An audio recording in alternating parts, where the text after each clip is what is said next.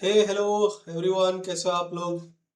तो आज का मार्केट आप लोगों ने देखा होगा, काफ़ी इंटरेस्टिंग मार्केट था। तो लास्ट 2 दिन में अवेलेबल नहीं था, लेकिन आज मैंने शाम को मार्केट देखा तो काफ़ी अच्छा और काफ़ी बढ़िया इंटरेस्टिंग मार्केट लगा मुझे। तो मुझे लगा हमारा वीक भी ख़त्म हो गया है, तो एटलीस्ट मैं एक वीकली एनालिसिस उसी के साथ में हम अपना वापस से डे 8 कंटिन्यू करेंगे। So last 2 date I was not available. तो जो हमारा डिसिप्लिन चैलेंज है वो हम लोग कंटिन्यू करेंगे। ठीक है। इसमें ऑलरेडी आई थिंक यहाँ पर और इधर मैं नोट रेट डाल देता हूँ, कॉपी एंड पेस्ट। हाँ, और बाकी ये हमारा सैटरडे संडे है, तो ये हम लोग यहाँ पे वैसे भी कुछ नहीं कर सकेंगे करेंगे। तो हम लोग अभी वापस मंडे से अपना ट्रेड वापस से इनिशिएट करेंगे एंड देखेंगे किस हिसाब से हम लोग अपना ट्रेड कर सकते हैं, है ना। तो अभी लेकिन आज का मार्केट आप लोगों को कैसा रहा? बहुत ही इंटरेस्टिंग रहा। अगर मैं आपको दिखाऊं यहाँ पे, तो मार्केट कैसे खुला आज, बहुत सारे बियर्स ट्रैप हुए होंगे, ठीक है। लेकिन जिन जो लोगों का टारगेट फिक्स रहता है उन्होंने बहुत इजी बना लिया होगा। इनफैक्ट जो मेरा एनालिसिस था, आप लोगों को अगर याद होगा, तो मैंने आप लोगों को क्या बोला था कि जैसे मार्केट इसके ऊपर खुलता है, ये ट्रायंगल का ब्रेकआउट होता है, तो नॉर्मली फेक हो सकता है बिकॉज मार्केट बियरिश ट्रेंड में है, राइट। आप देखोगे मार्केट ऊपर से आ रही है, ऊपर से आने के बाद ये ट्रायंगल बना के अगर ब्रेकआउट करती है, तो देयर वाज प्रोबेबिलिटी कि मार्केट ब्रेकआउट फेल करके बहुत तेजी से फॉल करे, ठीक है।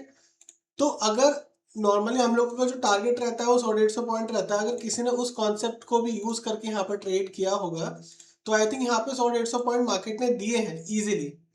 लेकिन वो बात ठीक है, वो बात छोड़ दीजिए। लेकिन उसके बाद में मार्केट ने जो यहाँ पे ट्रैप किया, फॉर एग्जाम्पल ये ट्रायंगल ब्रेकआउट दिखाया मार्केट ने, ये first candle was very good candle for shorting. आप देखो यहाँ पे ये ग्रेव स्टोन डोजी है, तो जिन लोगों ने भी इसका कैंडल का स्टॉप लॉस हाई लगा के यहाँ पे ट्रेड किया होगा, उनको अच्छे पॉइंट्स मिले होंगे। तो जो लोग नॉर्मली 50, 100, 150 पॉइंट के लिए करते हैं, उन लोगों को ईजिली मिल गया होगा यहाँ पे, उनका कोई प्रॉब्लम नहीं है। इनफैक्ट जिन लोगों ने भी होल्ड भी किया होगा, तो कॉस्ट टू कॉस्ट ऐसे लेके निकल गए होंगे।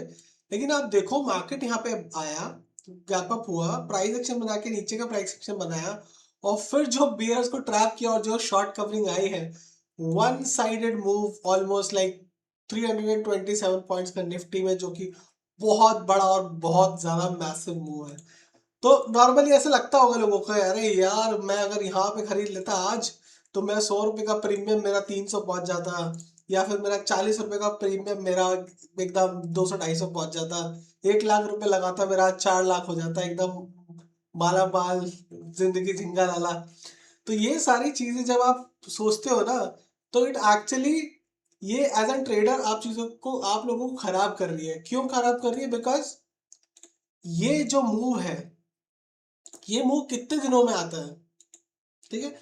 आप पूरा मार्केट चेक कर लो, कहीं पे भी शॉर्ट कवरिंग आपको दिखेगा ही नहीं। ये मूव आता है नॉर्मली 20 दिन में एक बार, 2 महीने में एक बार, 1.5 महीने में एक बार। ये इस टाइप के मूव्स तब आते हैं, ठीक है। और हम लोग एक बार के लिए तो ट्रेड कर नहीं रहे हैं, ठीक है। हम लोग कर रहे हैं डेली बेसिस, क्योंकि हमें डेली बेसिस पे पॉइंट्स कैप्चर करने हैं। तो अगर ऐसे मूव्स आते हैं, अगर आपने कैप्चर कर लिया, वेल एंड गुड, ठीक है। ऑल्दो मैंने तो ट्रेड नहीं किया आज, बट ये देख के ये लग रहा है कि मार्केट थोड़ा सा यहाँ पे बुलिश ब्रेकआउट देने का कोशिश कर रहा है, ठीक है। तो इसीलिए अगर किसी का छूटा भी है, तो कोई भी इसमें खराब बात नहीं है, कोई गम की बात नहीं, कोई बात नहीं है, ठीक है। बिकॉज ये ऐसे मूव्स है जो नॉर्मली कैप्चर नहीं हो पाते हैं, बिकॉज ये सारे ऑपरेटर बेस्ड मूव्स है, जो बड़े बड़े इन्वेस्टर, बड़े बड़े इंस्टीट्यूशनल्स पैसा डालते हैं, उनके लेड मूव्स है, ठीक है। तो अभी हम लोग डिस्कस करते हैं कि नॉर्मल जब ऐसा मूव आता है तो क्या होता है, ठीक है। अब मैं जो आपको पॉइंट बताने जा रहा हूँ ना, इसको प्लीज प्लीज ध्यान से सुनिएगा, ठीक है, बिकॉज वो बहुत ज्यादा इंपॉर्टेंट पॉइंट है, ठीक है। पहले तो हम लोग वीकली पे देखोगे आप, वीकली पे काफी अच्छी मारूबूज कैंडल दिख रही है, मतलब एक बुलिश कैंडल का सिग्नल है यहाँ पे, ठीक है। डेली पे आप देखोगे तो ऊपर से एक ट्रेड लाइन आ रही है, तो मुझे लगता है कि हमारे पास यहाँ कहीं के आसपास का रूम है, और 23,800, 23,600, 700 के आसपास जा सकता है मार्केट इजीली, ठीक है। लेकिन अब क्या होता है ना, यहाँ दो चीजें हो सकती हैं। जब भी मार्केट ऐसा बहुत स्ट्रांग मूव करता है, तो रिटेलर्स का क्या होता है ना, ये मूव मिस हो जाता है यहाँ पे। जब रिटेलर्स का ये मूव मिस हो जाता है, तो वो क्या सोचते हैं, अरे यार ये मिस हो गया, अब कल मार्केट खुलेगा तो मैं फट से बाय कर लूंगा, ठीक है। ये नॉर्मल टेंडेंसी होती है। लेकिन मार्केट ऐसे रिएक्ट नहीं करता है, ठीक है।